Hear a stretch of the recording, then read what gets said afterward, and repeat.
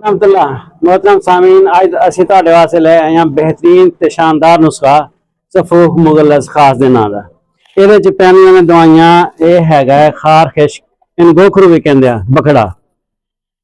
ਇਹ ਹੈਗਾ ਇੱਕ ਪਾਈਆ ਤੇ ਇਹ ਹੈਗਾ ਜਨਾਬ ਆਸਗੰਡ ਨਾਗੋਰੀ, ਇਹ ਵੀ ਇੱਕ ਪਾਈਆ ਲੈਣੀ ਹੈ।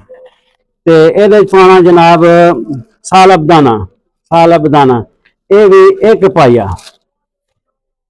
मगज पंबा दाना ये पाना जनाब एक पाया, मगज पंबा दाना बेहतरीन किस्म का लो, साफ सुथरा एक पाया।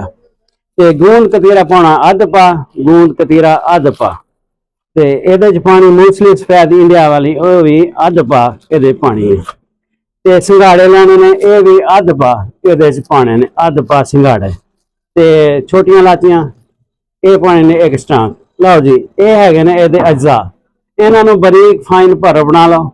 ਤੇ ਇਹਦੀ ਮਿਕਦਾਰ ਖੁਰਾਕ ਹੈਗੀ 6 ਮਾਸ਼ਾ ਦੁੱਧ ਨਾਲ खाली पेट लवो सवेरे शाम, इंशाल्लाह मादा तौलीद गाढ़ा हो जाएगा, स्पर्म की तादाद बढ़ जाएगी, जनान एतलाम रुक जाएगा, सूरत तरीका खत्म हो जाएगी, टाइम भी वावा लग जाएगा। इंशाल्लाह बनाओ, इस्तेमाल करो तो दुआवां याद रखो। अस्सलाम वालेकुम रहमतुल्लाहि व बरकातहू।